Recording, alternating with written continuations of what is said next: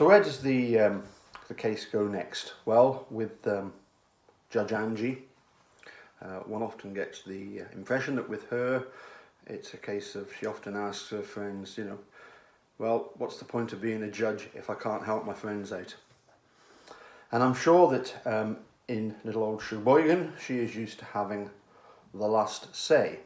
I think the most notable thing about Sheboygan was the huge stars and stripes that flies in the grounds of an insurance firm office. 400-foot high flagpole and a flag 140 by 70 foot, half the size of an American football field. But anyway, so the case is obviously now within the next 60 days. Kathleen Zellner will go back to the Court of Appeals.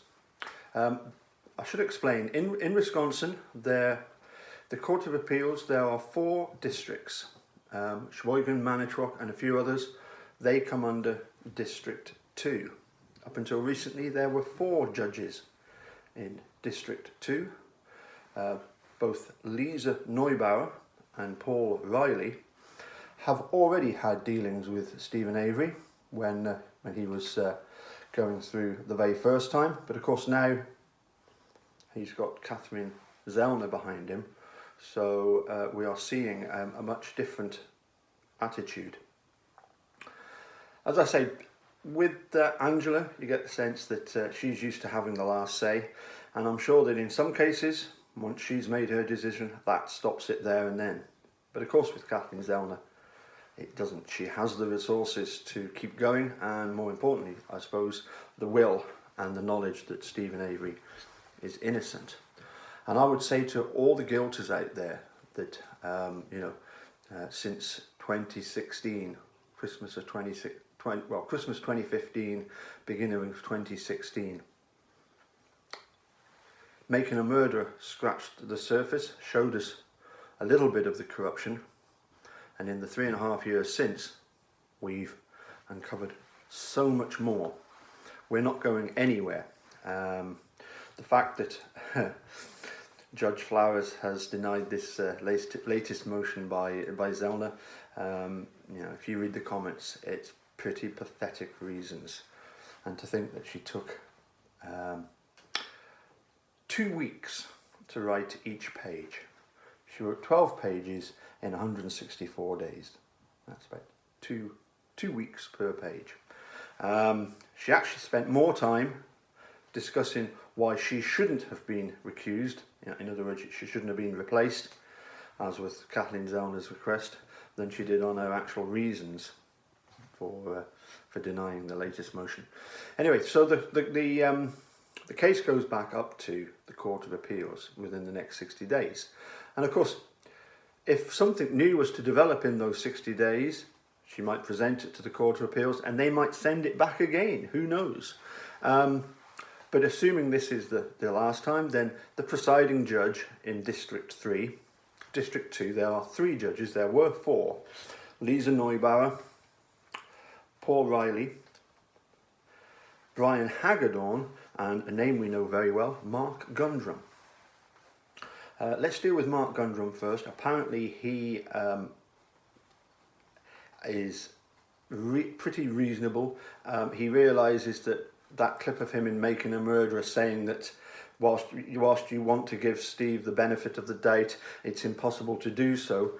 Apparently he was kind of taken in by the same sweaty lies as a lot of other people in Wisconsin. So we wait to see what he is going to be like. The presiding judge, as I say, is Paul Riley.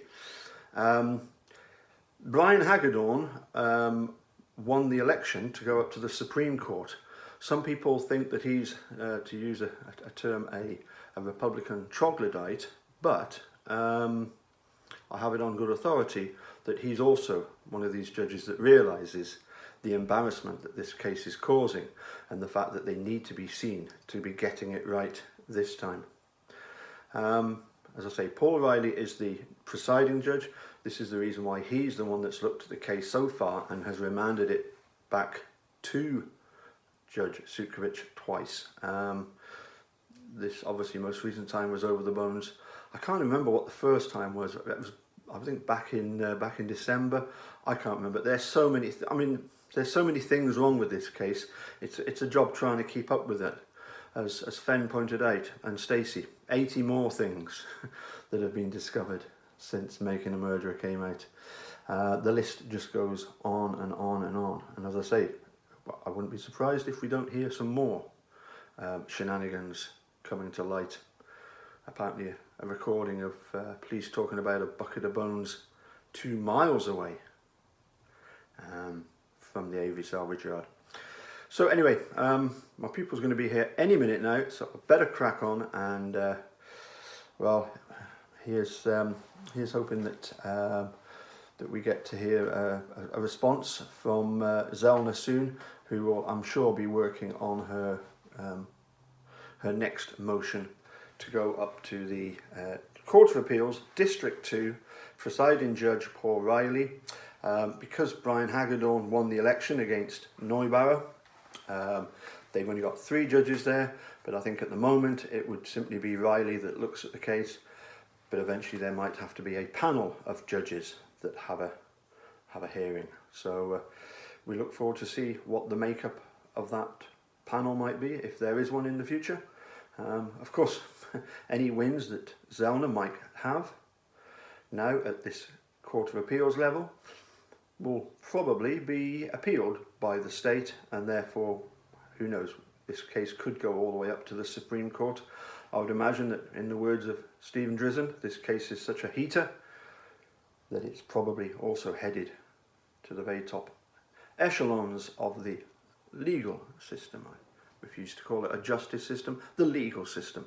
Anyway, bye for now, catch you again soon.